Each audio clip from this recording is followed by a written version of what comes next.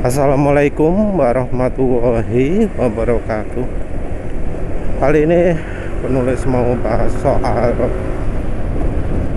kendaraan ya, baik mobil maupun motor. Namanya orang itu kan butuh jalan dari A ke B ya. Dan kadang orang apa jenenge untuk ingin mendapatkan keuntungan sering memilih satu merek gitu ya, satu merek dimana merek itu dipercaya memberikan harga jual kembali yang mahal, dan membeli yang baru, membeli kendaraan baru itu tujuannya adalah agar kendaraan tersebut bebas masalah. Pendapat itu sekarang nggak begitu relevan lagi ya, karena kalau pingin yang harganya paling stabil itu bukan kendaraan baru, tapi kendaraan bekas. Harganya paling stabil karena bisa aja beli 50 juta, jualnya ya tetap 50 juta. Mungkin kalau turun ya turunnya nggak begitu banyak, karena penurunannya misalnya kita belinya di toko, jualnya juga di toko. Tapi kalau misalnya kita bisa beli dari orang, maka jual lagi ke orang itu bisa tetap harganya. Karena ya di dunia ini mungkin walau ada penyusutan harga tahun, tapi juga ada inflasi, dan penurunannya pun nggak bakal sebanyak kendaraan baru. Kalau kendaraan baru mungkin turun 10% atau bahkan 30%. Ada juga yang 50%. Kalau kendaraan lama ya paling 5% lah.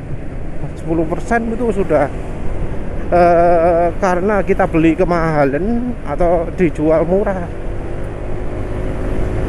Jadi kalau ingin harga stabil,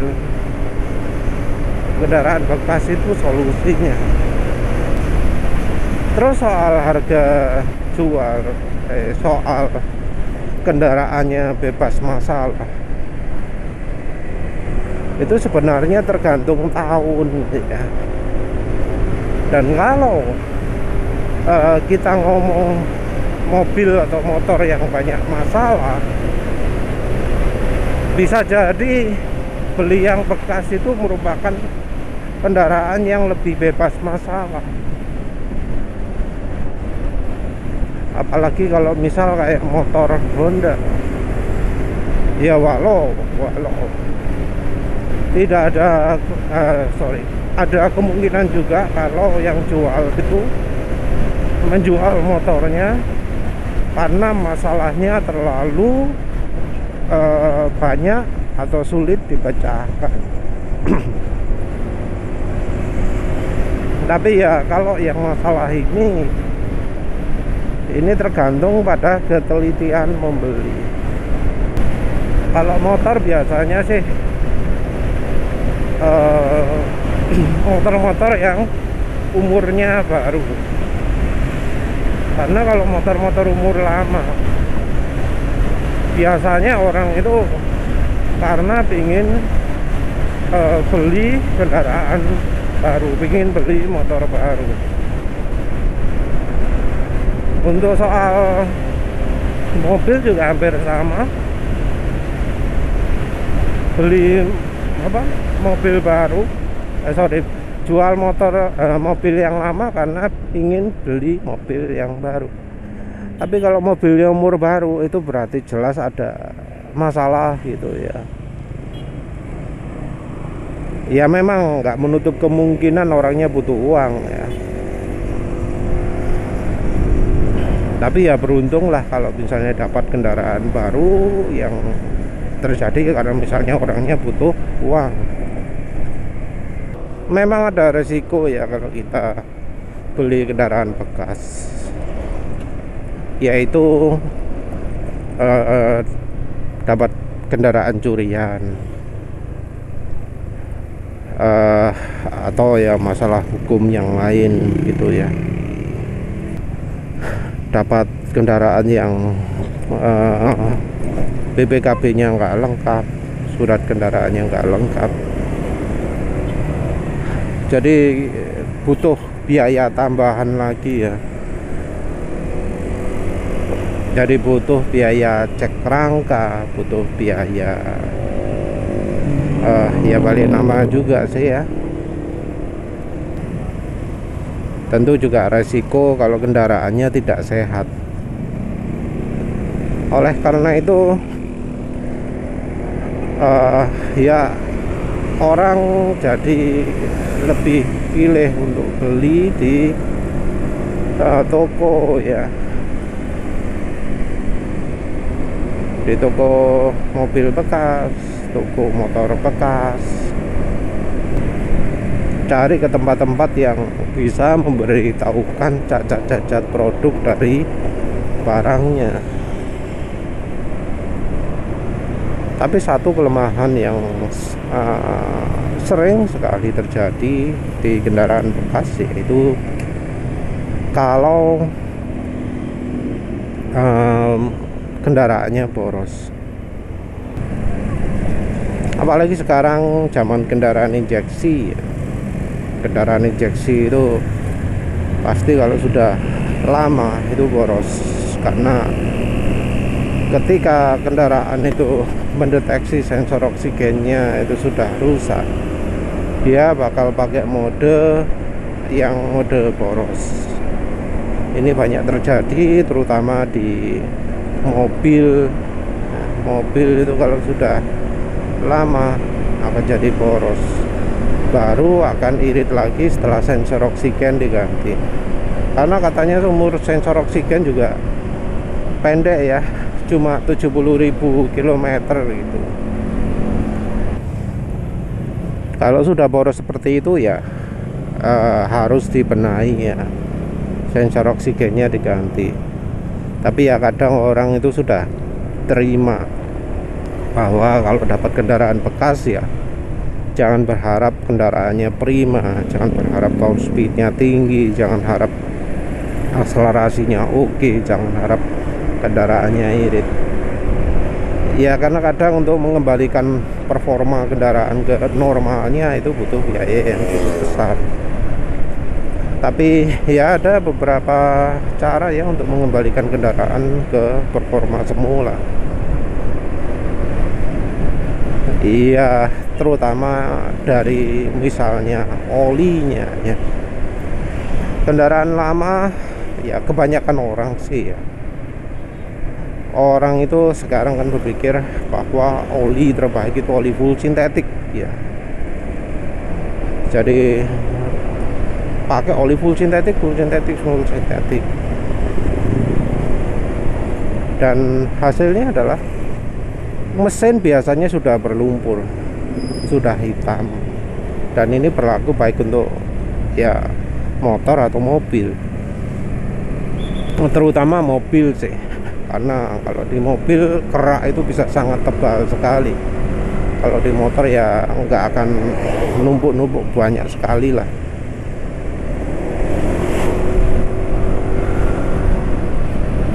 Nah, untuk mengurangi ini, cara yang bisa dilakukan adalah dengan menggunakan ya campuran minyak goreng ya. Walau banyak orang yang nggak percaya minyak goreng itu bisa membantu, faktanya minyak goreng itu bisa membantu. Jadi resepnya itu adalah dengan pakai 10% minyak gorengnya merek Wilma, merek Kunci Mas, merek ACO gitu ya. Campurkan ke oli yang ya kalau misalnya takut-takut sesuai spek lah.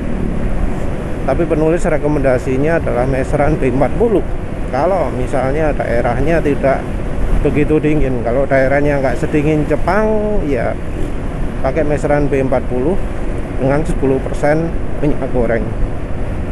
Dan banyak ya yang jadi laporan, wah iya mas, motor ini jadi irit ya, jadi ringan tarikannya, mobil saya jadi enak, kencang, irit ya.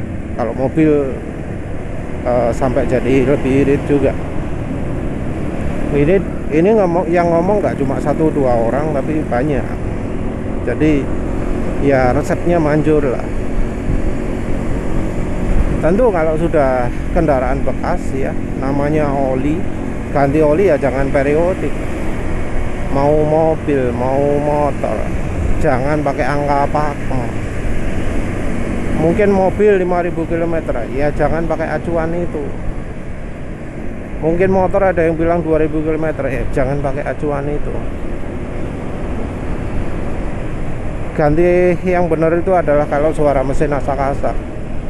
Tahu asak-asak bagaimana? Kalau motor itu dengan dipakai jalan kecepatan 10, 20, 30 gitu. Kalau mobil taunya asak-asak, dinyalakan pagi-pagi didengar suaranya asak-asak juga. Nah, pakai resep oli itu ya pasti akan sangat membantu ya. Biasanya kita juga nggak bisa mengandalkan dari toko kalau misalnya soal oli ini. Kalau dari toko malah biasanya dikasih oli yang mungkin luar biasa kental gitu ya, jadi suara mesinnya halus. Tapi kita nggak cuma ngejar halus. Terus kalau misalnya mesinnya kelotakan ya, terutama untuk motor. Kalau untuk mobil jarang. Tapi oh iya, kalau mobilnya ada penyakit pumper oli juga perlu juga ya.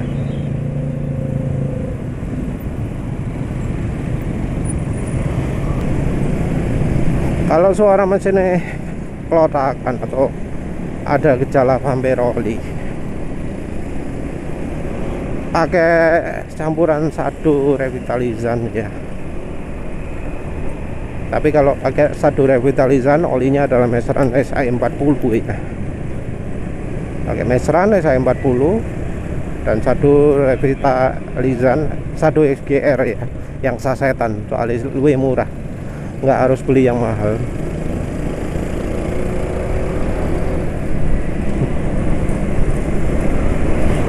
Kalau untuk motor pakai 1 saset, kalau untuk mobil pakai 3 atau 4 saset ya. Pakainya ya acuannya sama seperti tadi, suara mesin sudah asak-asak. Oh iya, kalau oli sudah hitam ya tentu baiknya di drain ya. Yang namanya kendaraan, terutama kendaraan bensin, kalau oli sudah hitam itu sudah ciri wajib di drain. Tahunya warnanya hitam gimana? Teteskan ke tisu, terus biarkan kering, lihat warnanya gimana. Jangan sampai warnanya hitam ya. Kalau hitam itu terlalu parah lah. Coklat gelap aja sudah nggak layak pakai. Coklat ringan masih oke lah.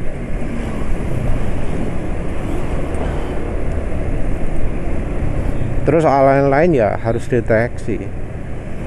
Biasanya mungkin kalau mobil nyala pertama pagi-pagi sulit, itu ya antara sistem bahan bakarnya, pasukan bahan bakarnya, ECU nya, atau cukup dari busi saja, ganti busi. Coba pakai NGK Platinum lah. Untuk kode businya bisa lihat ke websitenya NGK, busingk.com. ngkbusi.com.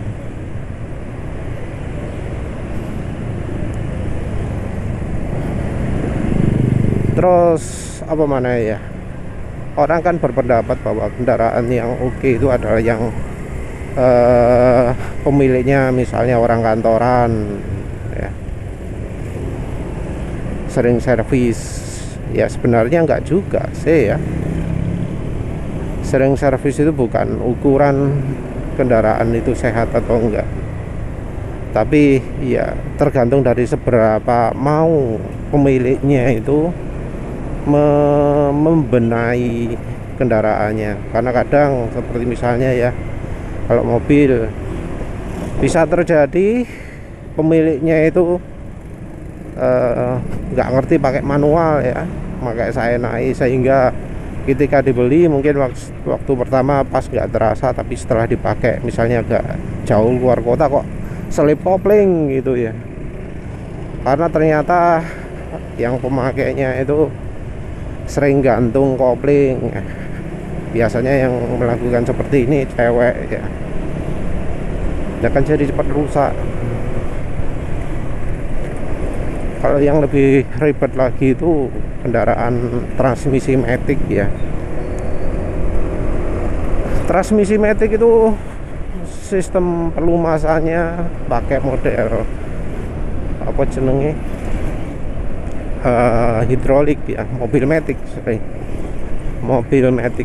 mobil dengan transmisi matic dengan hidrolik. Jadi hidrolik itu nggak fokus ke licin.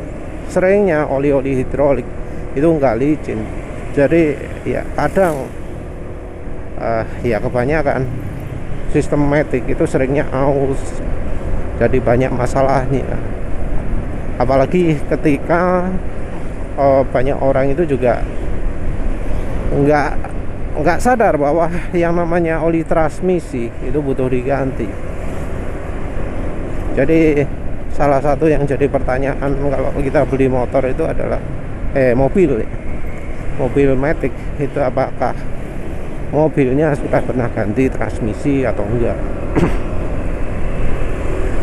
Khusus untuk mobil ada hal yang juga perlu diperhatikan adalah apakah sudah pernah nabrak.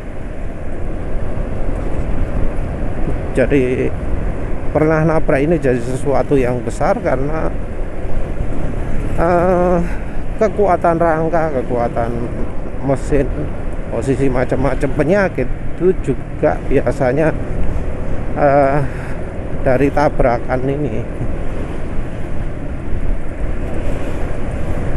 harus perlu cek ya.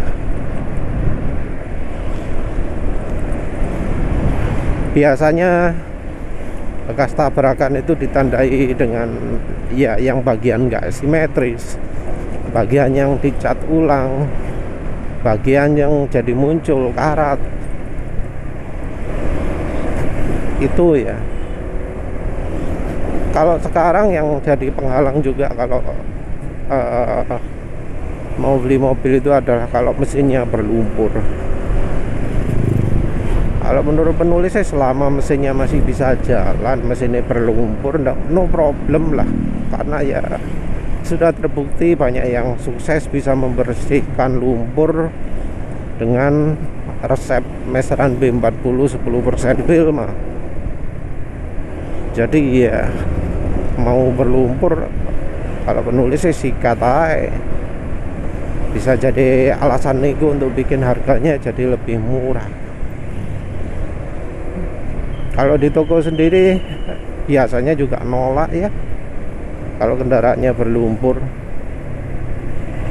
ya, karena biasanya berlumpur gitu ya resiko ya, resiko harus bongkar mesin.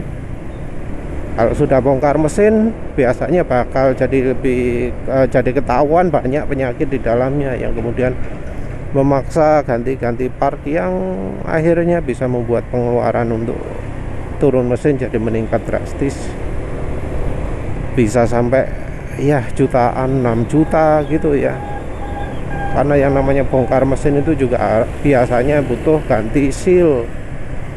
Nggak pernah ono cerita nih silnya tetap gitu ya, walau ada memang yang maksa silnya nggak usah diganti, tapi pasti biasanya ganti seal itu bengkel mengharapkan konsumennya ganti seal macam-macam. Tapi sebenarnya kalau beli kendaraan itu juga perlu apa jenenge ya, mempelajari apa saja sih yang butuh diperhatikan ketika membeli kendaraan bekas. sumber informasi bisa kita dapatkan dari YouTube. Jadi misalnya, oh kalau beli mobil ini harus diperhatikan apanya aja, penyakit yang biasanya muncul apa saja. Kalau untuk motor jarang ada seperti itu ya, karena penyakitnya motor, terutama motor merek Honda, itu sangat bervariasi, banyak sekali. Kalau motornya Honda macam-macam itu bisa rusak. Jadi kalau ingin tahu penyakitnya motor itu join ke grupnya saja, ikutin dulu. Jadi kalau mau beli motor sesuatu ya, kita ikuti grup dulu, simak-simak, baca-baca postingan lama gitu ya. Banyak informasi di situ.